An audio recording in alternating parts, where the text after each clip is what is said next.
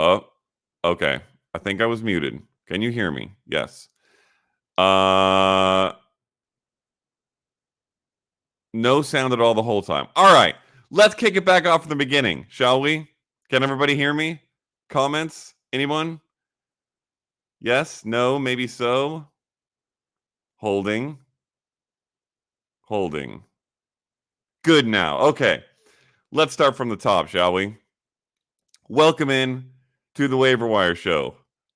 I am Matt Okada. It is week 3. It is almost the end of week 3, but there's 2 games left because there is a Monday night doubleheader. This is the Waiver Wire Show on 4for4 Fantasy Football. The article is published. If you want to check that out, follow along, read it in full. There's a bunch more names that are in there that will not be in this show because this is the top 5 names, unless you all hit on them in the Q&A, which will come at the end of the top 5 ads. So start throwing your questions in the chat.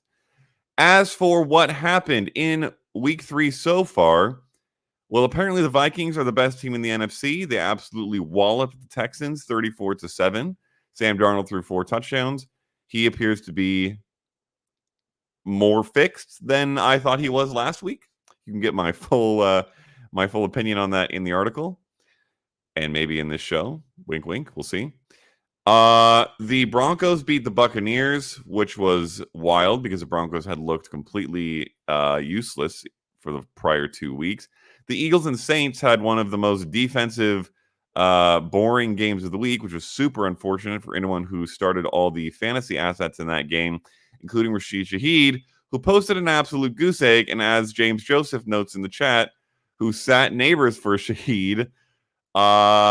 Honestly, the process was there, James. The Giants were facing the Browns, who have been historically over the past year at least good against wide receivers. I'm not so sure if I believe that anymore for the past couple of weeks. And Shaheed was playing the Eagles, who had been absolutely smoked on the back end. Unfortunately, things don't always go as we wish they would in fantasy or as the matchup suggests they should. And Rashid Shaheed posted an absolute goose egg. Do not drop him. Check your waiver wires after waivers run on Tuesday night to see if anybody else dropped him. Because if they did, you should pick him up. This was a weird, fluky game, and I think Shaheed will still be useful. The Panthers look like one of the best offenses in the NFL under Andy Dalton, which either means Dalton is the best quarterback alive or Bryce Young is the worst quarterback alive. It has to be one of those two things, I'm pretty sure. Seriously, though, this offense looked incredible. We will touch on that a little bit in the top 5 ads. Wink, wink. The Dolphins are a hot mess disaster without Tua Tagovailoa. That could be really rough for all the players there, particularly the wide receivers. And I think that's the major stuff. We will get into more through the top 5 ads here shortly and through the Q&A. So start dropping your questions in the chat. We will get to those after the top 5. But let's dive into those top 5. Number 1 is Bucky Irving. Bucky Irving has been in the waiver wire, on the waiver wire radar now for a few weeks, really, because he had been getting carries in Tampa Bay. The problem was, honestly still is, he is getting outsnapped by Rachaad White. In week 3, this past Sunday, he was outsnapped by Rachaad White 41-18. Now, the Buccaneers were trailing almost the entire game, so it kind of made sense that they were leaning on their pass-catching guy. And it's worth noting that Rachaad White earned a touch on just 27% of his snaps and totaled just 35 yards, whereas Bucky Irving touched the ball on 67% of his snaps and totaled 84 yards. But most importantly, just as a rusher, it is not close between these two guys so far this season. Bucky Irving has 154 yards on 25 carries. Rachaad White has 66 yards on 31 carries. If you're a math fan out there, that is 6.2 yards per carry for Bucky Irving and 2.1 yards per carry for Rachaad White. We will see how this pans out in the backfield, what Tampa Bay does moving forward. But for anyone watching the tape in that front office or that coaching staff, Bucky Irving should be getting the vast majority of the carries, and Rachaad White should be a pass-catching back. This should be a Nick Chubb, Duke Johnson type situation where Rachaad White is a very, very good pass catcher and still should be used in that capacity. But Bucky Irving should be the early downs, goal line, 15 carry a game back. And if that happens based on how he's been playing and how this offense mostly has been playing, except for this past game, although he was still good in it, he could be an RB2, sneaky RB2 sooner than later. So this is a really good pickup. He is 35% rostered in Yahoo leagues, which means he's available in more than half. So go check it out. I have a 15 to 19% fab bid in the article, which is pretty high. I am typically pretty conservative with these bids. And this is one of the reasons, because while people have been blowing fab on guys like Isaiah Likely in previous weeks, they now are, more depleted, don't have as much chance to spend up for a guy like Bucky Irving, who I do think will be a legitimate long-term rest of season start, the way things are going in Tampa Bay. So that's Bucky Irving. Let's go to number 2. Number 2 is Braylon Allen, who has now established himself essentially as the best handcuff in fantasy, not including Jordan Mason, since he's actually currently the starter. And honestly, maybe even might have more value than Braylon Allen or than Jordan Mason over the long term if CMC comes back quickly.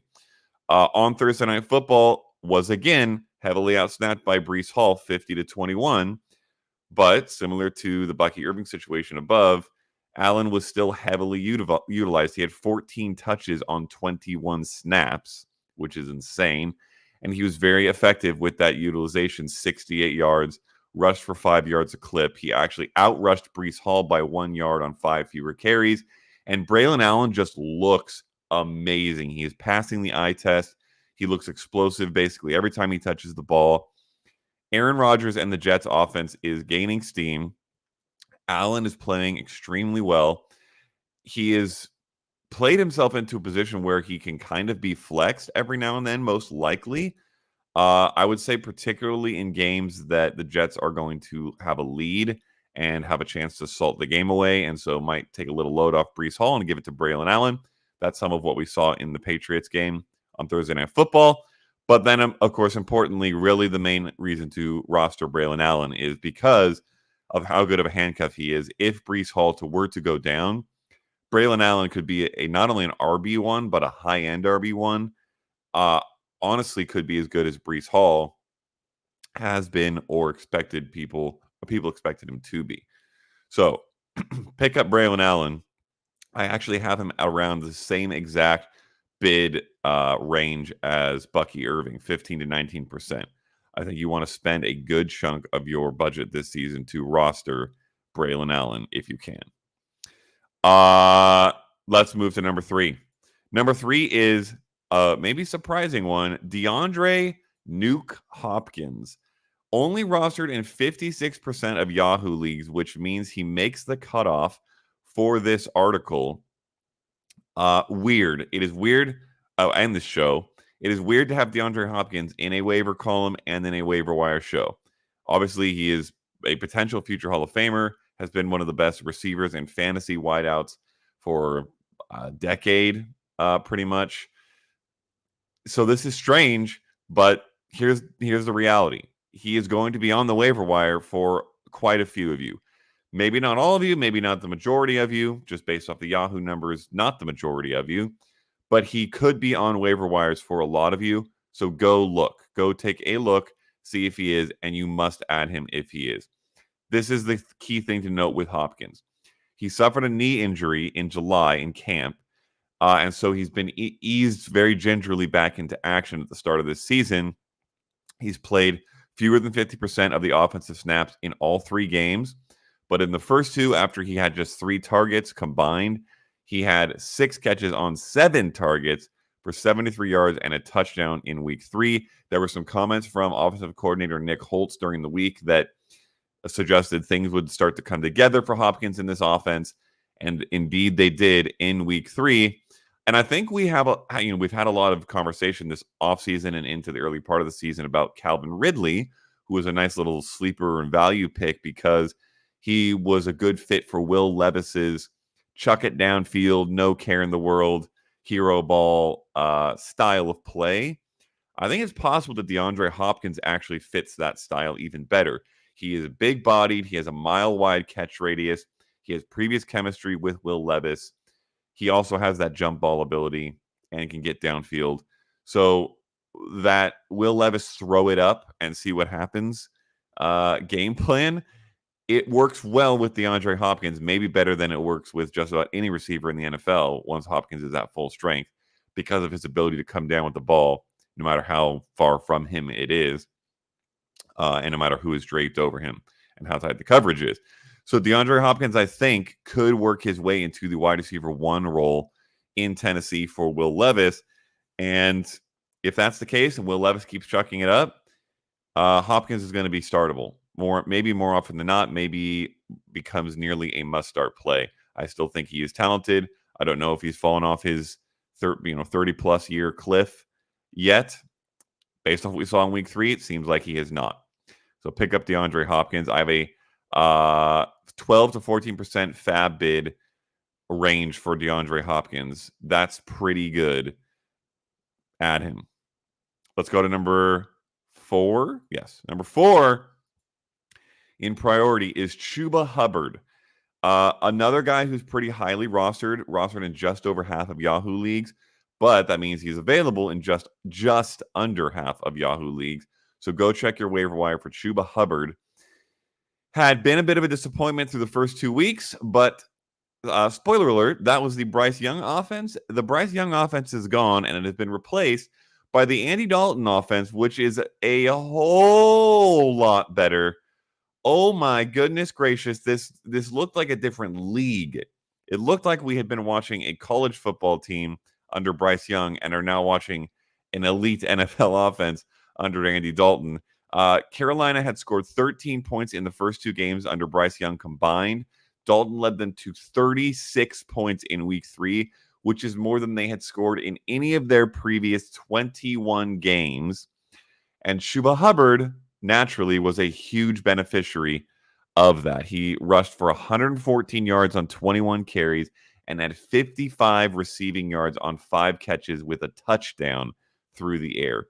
He has been effective with good workloads and good offensive situations, rare as those were, over the past year or so. Obviously, he took over the starting role last year when we thought it was maybe going to be Miles Sanders. And it looks like we might be in for more of that now for Chuba Hubbard. So why aren't we blowing all of our fab? Why is he only an 8 to 9% max bid? Because Jonathan Brooks should be back. The star rookie that they drafted very highly in April is going to be off PUP in a few weeks, and he may be eased back into action a little bit.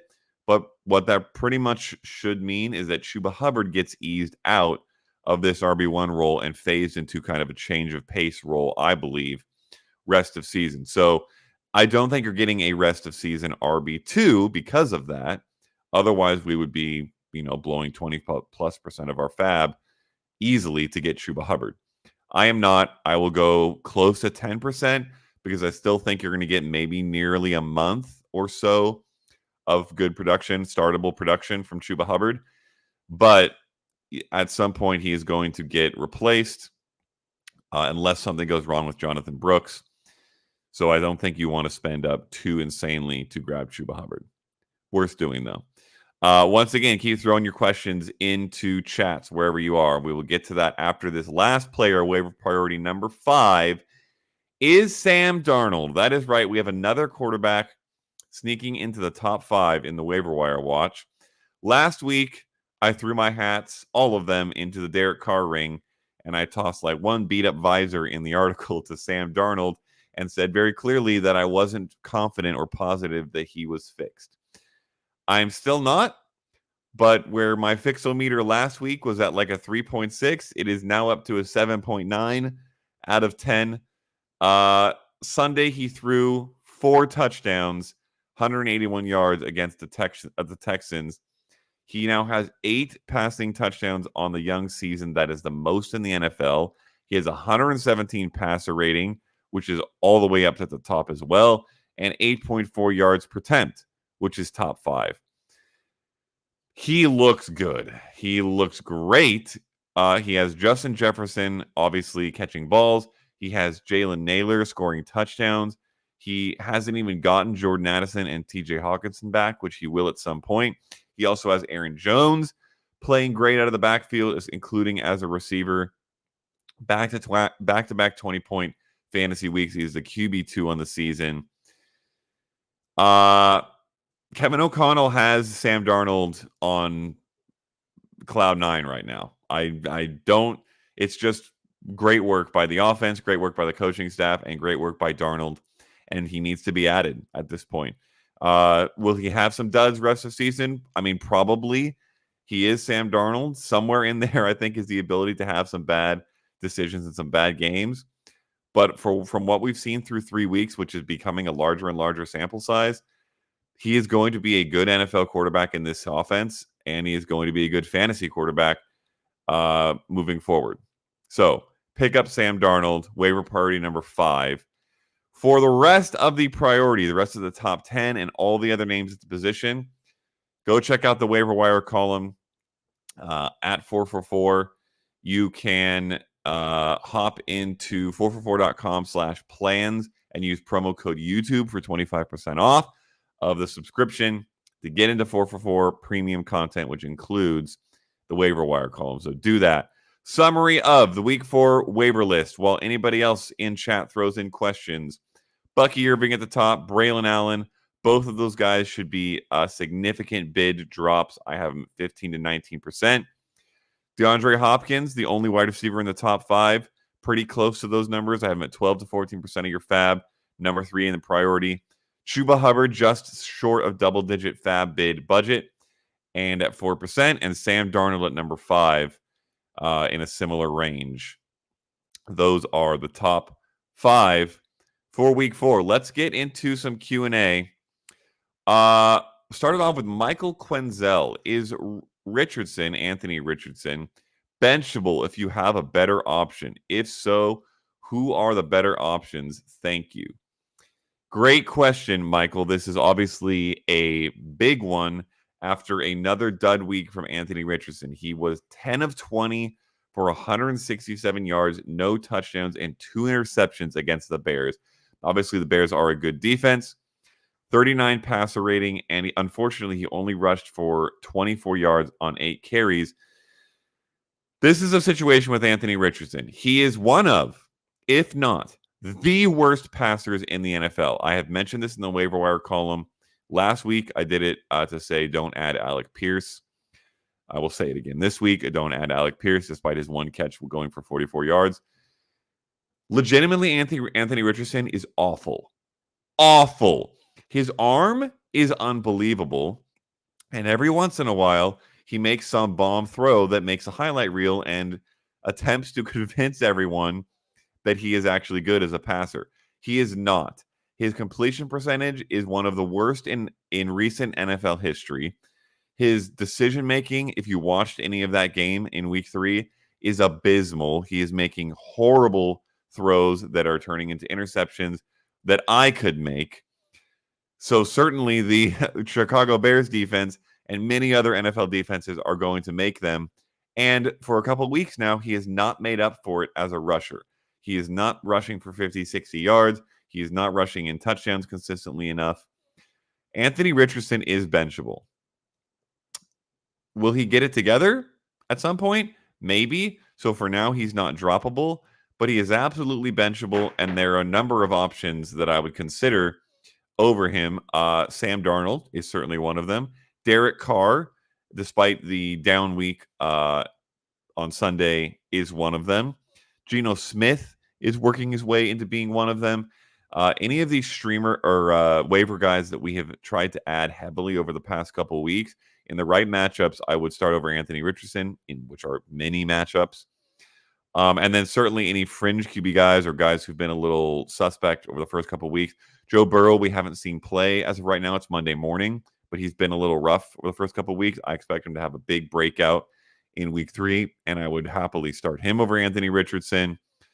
Guys like Brock Purdy, Aaron Rodgers, those fringe QB1 guys, depending on the matchup, you're going to want to consider them over Anthony Richardson. It's rough, I know, especially given where you probably drafted him, but Anthony Richardson is playing horribly, and you cannot start him right now. Room 237 says, Superflex, who will be next up soon to pick up preemptively at quarterback is the question. Jameis Winston, question mark?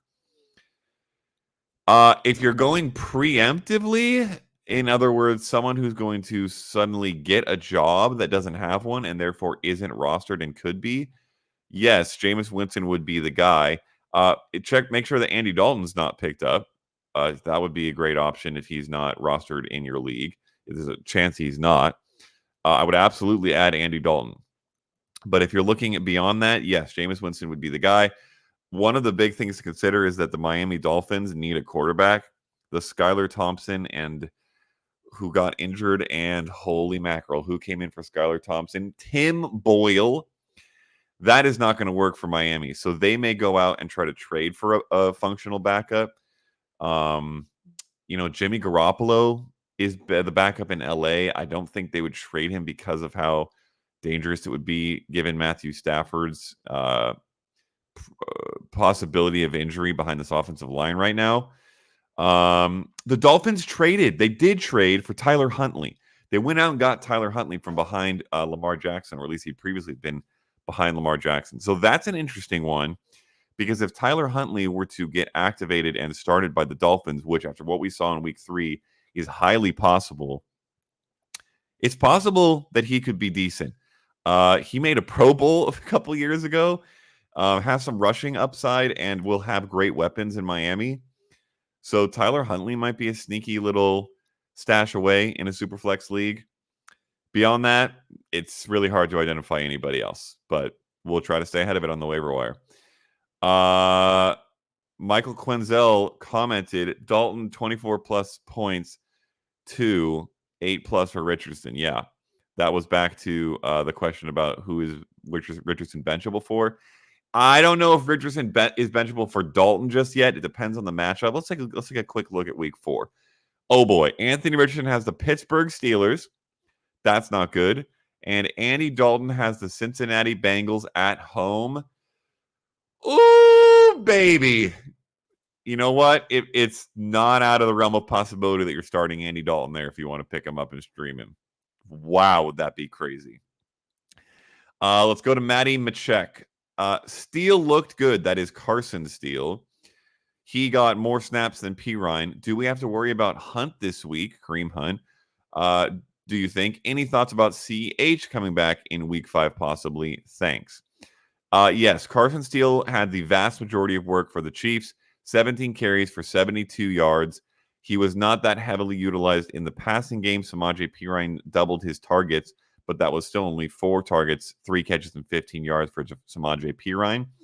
So he didn't get that, big receiving load work that we thought could become valuable for Perine moving forward. Spoiler alert, the Chiefs did do what I thought they would do, which was lean heavily once again on Patrick Mahomes. He threw the ball 39 times in this game. Rashee Rice had 14 targets, 12 catches, 110 yards, and a touchdown.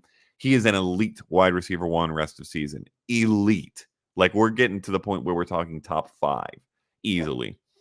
But yes, Carson Steele with 17 carries.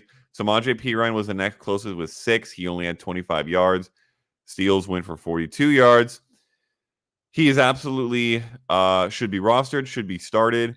I don't worry about Kareem Hunt until they activate him to the active roster and start handing him carries, which for now does not seem to be a priority for them. And I currently don't worry about Samaje Perine. He is stuck into the role that he will be stuck into. And I don't worry about CEH. CEH has been an ineffective backup for his entire career, pretty much. And I don't expect him to come back from injury and suddenly take this job away from Carson Steele and what he did in his first week with it, which was great. He looked great. Also, in case anyone missed the broadcast, he missed his sister's wedding for this game. He was supposed to be a groomsman, but I don't know if anyone expected him to be drafted to the NFL on an active roster, starting and playing in a Sunday night football game. a wild mess of events that got Carson Steele to miss his sister's wedding, sadly. All right, let's go to Toby. Semi-panicking over Tyreek without Tua. Should I hold to see if Tua returns or put him on the trade block and see what I can get for him now? Also lost Cup, so my wide receiver room is a little shaky right now. That is horrible. I think I'm in the same position as you in a couple leagues, or in at least one league where I had both those guys, and I have both of them in many leagues individually. You should be semi-panicking over Tyreek Hill. Let me take a quick gander at what his stat line was. I know it wasn't pretty. 3 catches for 5 targets, or on 5 targets for 40 yards. Now, it's worth noting, Skylar Thompson was injured in this game. Tim Boyle came in. That was the 3rd stringer at the start of the season. And as I mentioned earlier, Tyler Huntley is on this roster or on this team somewhere and could be called up to start and was a Pro Bowler a couple years ago. So it's not impossible that Tyler Huntley comes in and fixes things for Tyreek Hill. Does that mean you shouldn't trade him? No, not necessarily. It depends on what the other managers in your league think about Tyreek Hill. If you can go out and get I will just say, if you can get Rashee Rice for Tyreek Hill, I don't think you probably can, but if you can, I would absolutely do that in a heartbeat because I think Rashee Rice could be as good as Tyreek Hill, even if and when Tua comes back. Rice has been incredible. So that is a move I would look to make immediately. If you can get a high-end RB2, low-end RB1 for Tyreek Hill, I would be potentially considering that. You're not giving him away for pennies, and you realistically can't bench him. So that just, that's the reality with Tyreek Hill. Keep it in mind. Toby says, this is a follow-up question to the Tyreek question. Also, Taysom got dropped in both of my leagues, Taysom Hill. George Kittle, and Trey McBride are my tight end in those leagues, but both are questionable for next week. What percentage of fab to use of Taysom? Waivers is a wasteland. Not a lot, Toby. You cannot blow a bunch of fab with George Kittle and Trey McBride as your tight ends. I understand both are banged up, but you just have to hope that one of them is healthy next week. If not, then you're streaming somebody, but you're not blowing, 10% fab to add a third tight end that you're rarely, if ever, going to start behind those two guys. In fact, well, you probably can't trade one of them right now because of the injury situation. You need at least one of them to be consistently healthy. But once one of them is, I would look to trade one of those guys because that's 2 of the 3 or 4 reliable tight ends right now. And Brock Bowers also got banged up, although I think he was okay. So hopefully we have someone healthy that is reliable moving forward. All that to say, I don't mind adding Taysom Hill if you've got a deep bench, but it's for 3-4% of your fab, I would say, especially if he got dropped and not picked up over the course of waivers, unless he got dropped late in the week, in which case no one in your league had a chance. But yeah, I wouldn't blow, 10-15% of your fab to get a third tight end behind 2 of the elite 3 or 4. Paw Patrol, I skipped over this question in the order. Sorry about that, Paw Patrol. Said, what do I do with Blake Corum? Will he ever see the field, or is it going to take an injury to Kyren Williams to get some play? Paw Patrol, if you are not subscribed to 4for4.com and do not have a premium subscription where you can read the waiver wire column, you should do so at 4for4.com/plans and use promo code YouTube to get 25% off. Why would you want to do that? Well, because I have said for 3 weeks now that Blake Corum should be dropped. I understand the general reaction from the fantasy analyst community after week 1 when he got 0 snaps was, you're not drafting Blake Corum as a high-level handcuff in the 8th or 9th round to drop him after 1 week of uselessness. What did I say when that happened? I said, yes, if he had 2 carries and played 10 snaps, maybe. He had 0 offensive snaps in week 1. He had no offensive snaps in week 2 until the game was so blown out that they were sitting Kyren Williams. And in week 3, I don't have the snaps up in front of me, but he had no touches. He probably had no snaps. I will pull it up for you just in case, because I can do it pretty quickly and it seems valuable. 49ers, Rams, participation, running backs. Blake Corum, 0 offensive snaps. Drop Blake Corum. I don't care if you are in a 14-team league. Send him to the waiver wire. Get him off your roster. He is taking up space. Go at a running back that can contribute to your team. If Kyron Williams gets injured, yes, Blake Corum could have value. Although it could just be Ronnie Rivers who ends up being the handcuff because he's been getting playing time in the offense while Blake Corum has not. And I don't see any reason why that would be the case if Blake Corum was the next man up. Drop Blake Corum. Paw Patrol also goes on to ask, Kenneth Walker owner here, oblique injury concerning, very true. Should I worry about Zach Charbonnet, cutting into his playing time or red zone / goal line carries? No, I do not worry about Zach Charbonnet if and when Kenneth Walker is healthy again. When will that be? I'm not positive. Has not looked great, but I believe he should be back in the next week or two. That would be my expectation. And if that is the case, he's going to go back to being a stud RB1. And I am not interested in, or I'm not concerned about Zach Charbonnet taking his work. He will be involved, but not, I don't think, any more than he was. And honestly, might be involved just enough to help keep Kenneth Walker healthy, which would be nice, but not enough to, hurt Kenneth Walker's fantasy value enough that you're benching him or trading him or anything like that. I think Kenneth Walker will be really good. In fact, I would be trading for him right now if you don't have him, in case the manager is concerned about the injury and about Zach Charbonnet.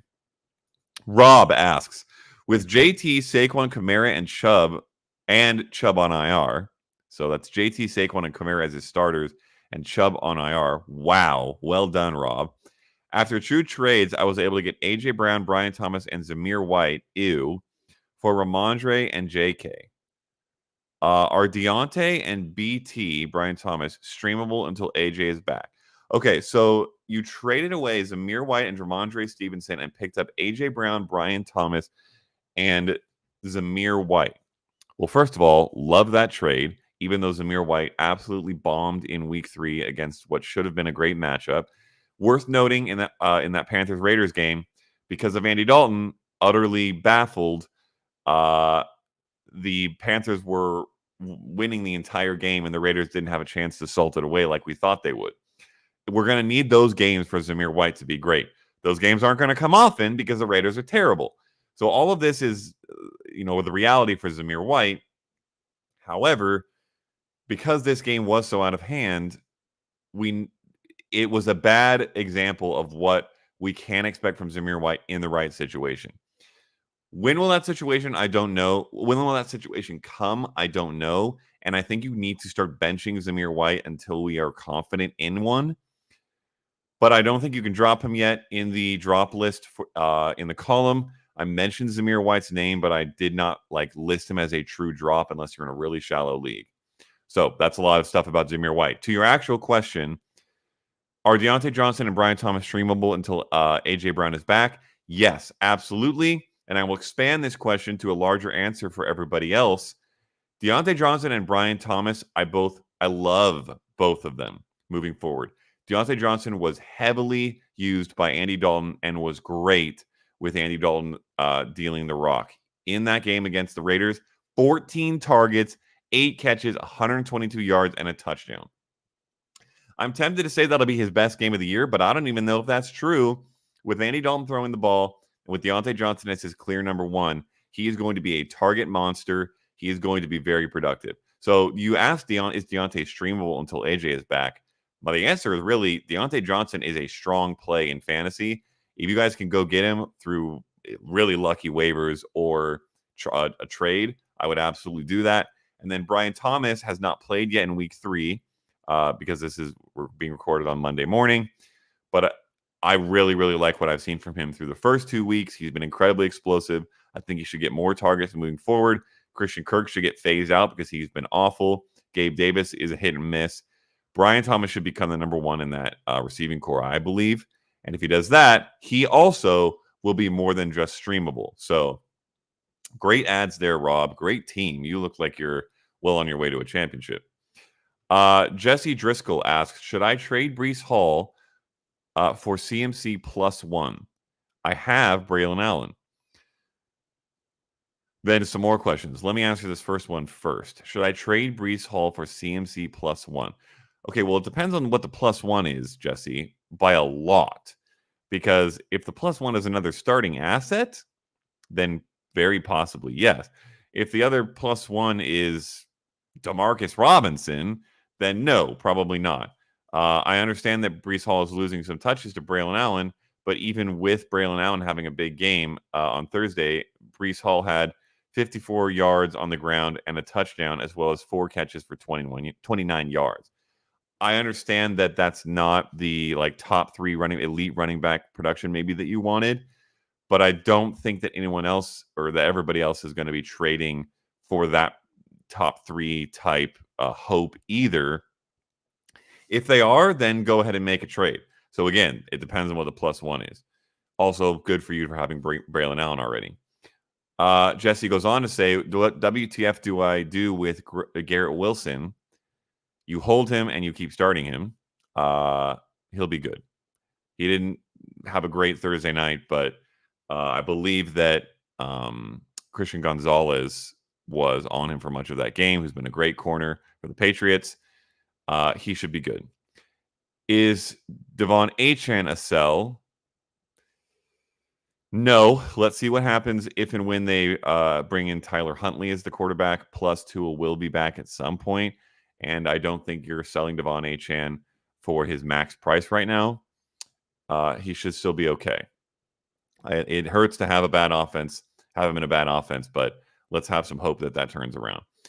And lastly, Jesse asked a bunch of questions here. I have Cup and someone dropped Puka worth an IR spot. If you have an open IR spot, yes. Are you kidding me? Absolutely add Puka and tuck him into your IR spot. If you have Fab, I'm blowing a huge chunk of Fab to do that. Like maybe half. That's insane. He'll be back in a few weeks, probably. Yes, you want to do that.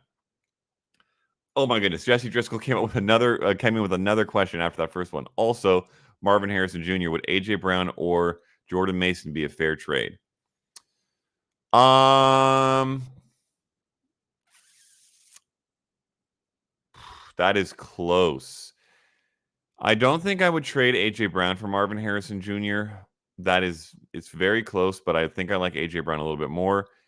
I think I would trade Jordan Mason for him, probably, unless you really need the Jordan Mason starts at running back for the next 3-4 weeks.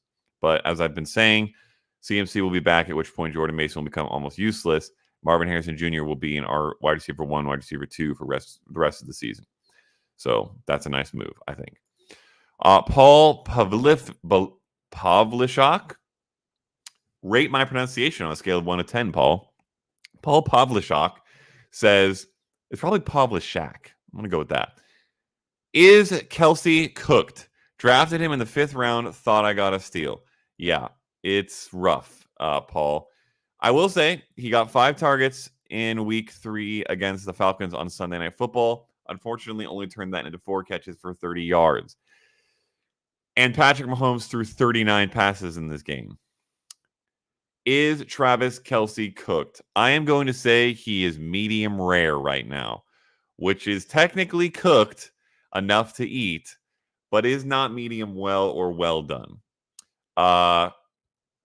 Is that analogy too stretched for this situation? Maybe. But I am really reaching a high point of concern here because this is a game where Patrick Mahomes threw a lot and Travis Kelce had 5 targets and still was nearly unusable for fantasy. He'll have better games than this at some point, I think, but 3 straight that are nigh useless is really, really, really rough. I mean, depending on who your other guy is, you may be benching him.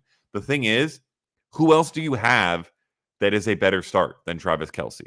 Unless you have Brock Bowers or pick up one of the tight ends that is like going to get a tight end 1 role when we didn't think they were, which there aren't many of. Check the waiver wire column for a couple names of interest.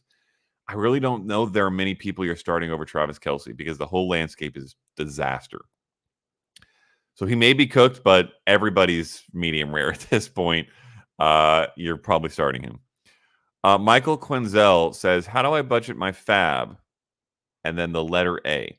Well, Michael, I don't know what you mean by that because either your question cut off or you're just asking a super general question of how do I budget my fab? How you budget your fab is you read the waiver wire column at 4for4.com. If you're not subscribed, you go to 4for4.com/plans and use promo code YouTube for 25% off. And then you get my fab bid recommendations for every player. Now, let it be known that those bids are based on you typically like 12-team leagues, non-2QB. So they're relatively general. And should be adjusted based on your league. So if you're asking further, how do I, generally strategize and budget and manage my fab? I am a conservative fab bidder. Not everybody feels that way, and other analysts and fantasy players will tell you differently. But I like to be pretty conservative, which means it is rare for me to blow half my fab on a player, even if they look like they might get a starting role in the near future. You can see examples in Bucky Irving and Braylon Allen, who are my top two priorities this week, but I top them off at 19% of my fab bid. Both of those guys are, look like they could be flexed week to week and are massively valuable handcuffs, and I'm still not blowing 50% of my fab bid. So I tend to be pretty conservative. Towards the end of the year when playoffs start rolling around and you need to pick up a guy because your RB1 got injured, you're going to want to have 20% of that fab lying around still, and you won't have that if you're blowing 30% every week on the new hotness. So that's my super general tip, if that's what you were looking for. Brandon Gregory says, obviously we don't know, but what's your guess on how long Devontae misses? I believe that they are speaking of Devontae Smith, who was concussed in week 3. It's pretty impossible to predict concussion timelines. However, I do not believe Devontae Smith has a significant history. He may have had one. That sounds familiar that he may have had one at some point. I will attempt to pull that up as I speak.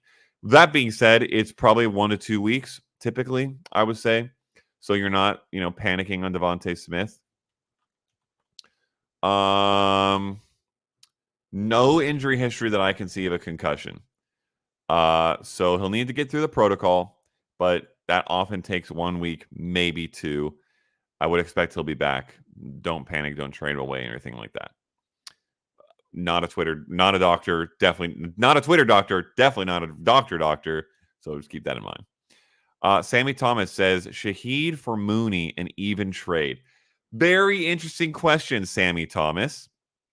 Let me pull up my comments on Darnell Mooney in the waiver wire column. Darnell Mooney made my top 10. I will not tell you where. You have to go and read the article to find out. But I will tell you one of the comments I made about Darnell Mooney. With his speed, this is a quote of myself. With his speed, it doesn't take all that many targets for Mooney to have a fantasy impact. So seeing 7 or 8 a game, which is what he's been seeing, is a major green flag. He feels a bit like Atlanta's Rashid Shaheed, who admittedly laid a goose egg in week 3. Be aware that Mooney could disappear similarly any given week, but this offense finding its groove and Mooney being heavily involved in said groove, he's worth an add in deeper leagues. Now, am I trading him for Rashid Shaheed straight up? Not quite yet, because I think Rashid Shaheed is closer to being the 1A or true 2 for the Saints than Darnell Mooney is to being the 1A or 2 true 2, it's hard to say, in Atlanta, because you have Drake London and Kyle Pitts there, as well as, Bijan Robinson getting a good amount of receiving work sometimes. Also, just generally, I think they will run the ball a bit more than the Saints probably will most weeks. So I'm not making that trade straight up. However, I do really like adding Darnell Mooney. I do see him as a Rashid Shaheed-ish sort of player. And 1 or 2 more weeks of this from Mooney and Shaheed goose egging, which is unlikely, would make this more than an even trade. I just don't think that will happen moving forward. I think Rashid Shaheed will be great, and I would rather be trading for Rashid Shaheed off the goose egg than trading him away.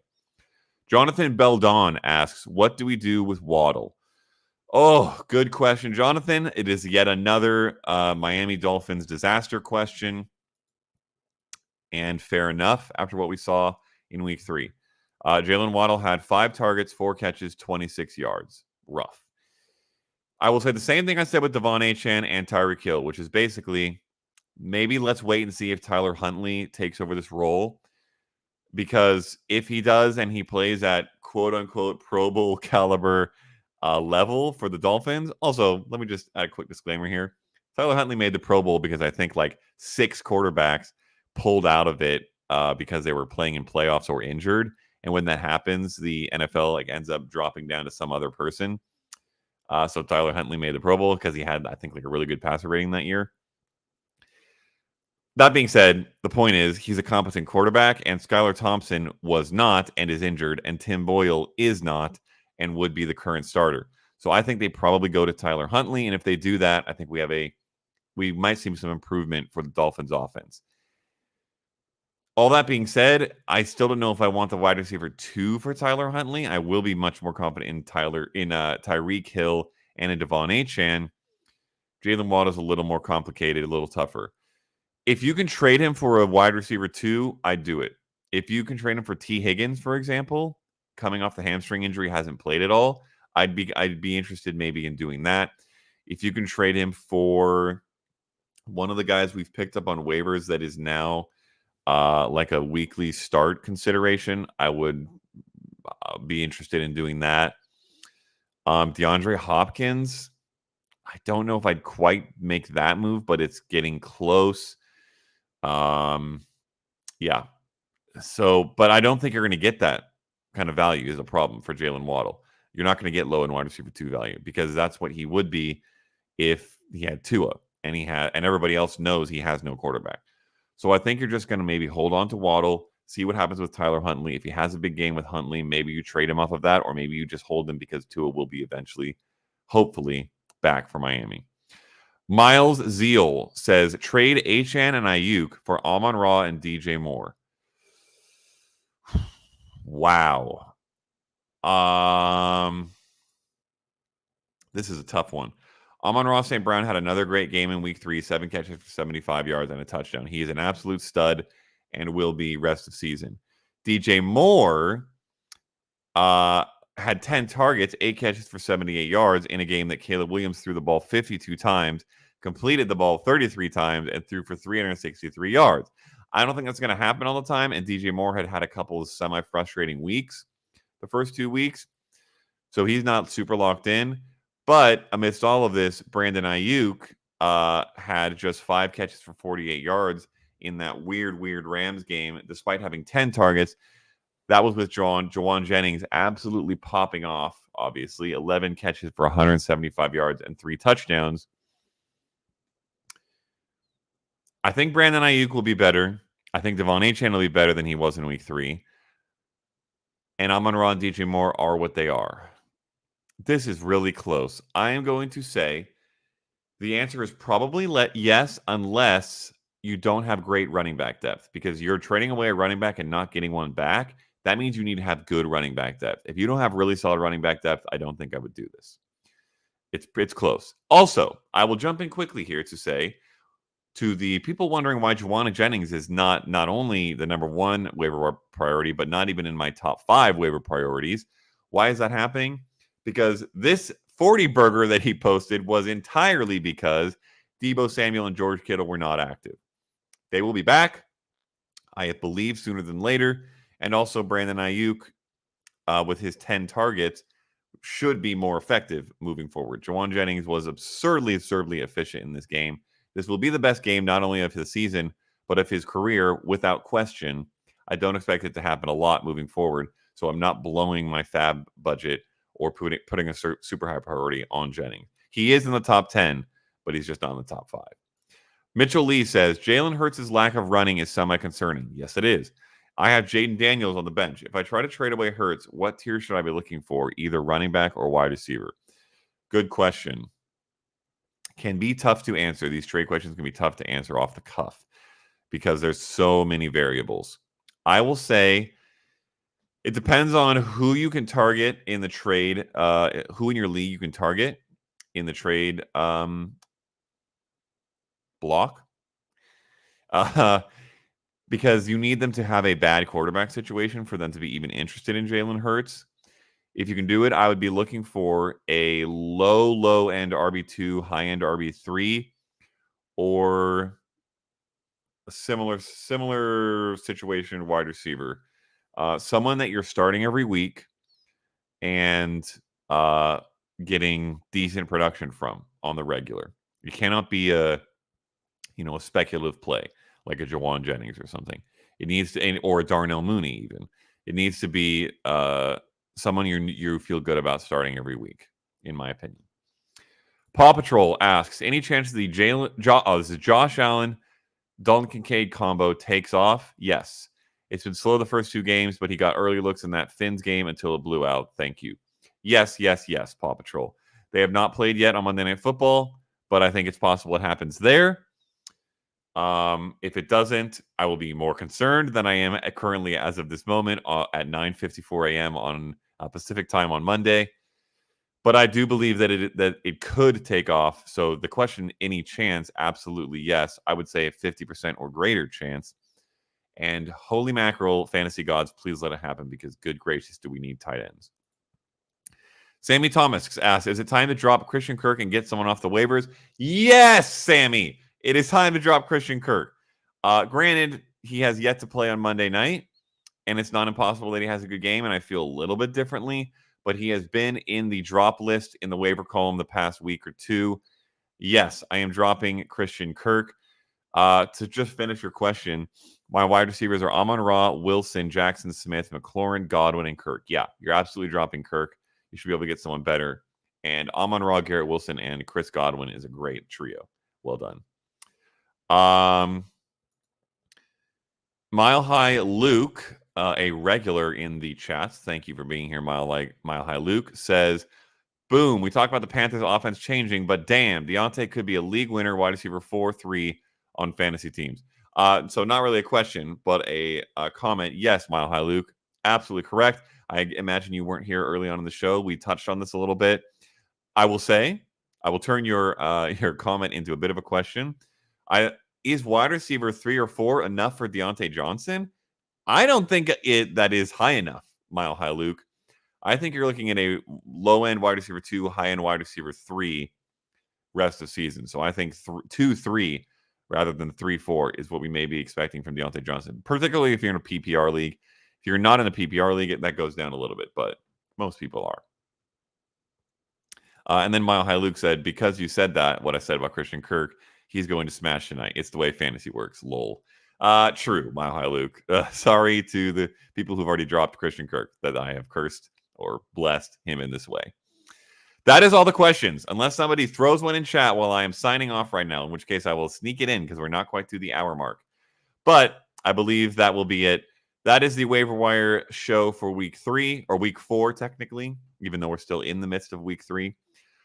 Check out the article. Again, column every week has all of my bid suggestions, my top 10 in priority, many, many more names at every position. It is 4,500 words every week. There are defenses and kickers in there, including a defense this week that legitimately could have made the top 10 list, was close to making the top 10 list. If you're not feeling confident about your defense, you absolutely need to go pick up the one that I highlighted in the column, that is very readily available. So go check that out. Not going to spoil it here. 4for4.com/plans, promo code YouTube, get 25% off.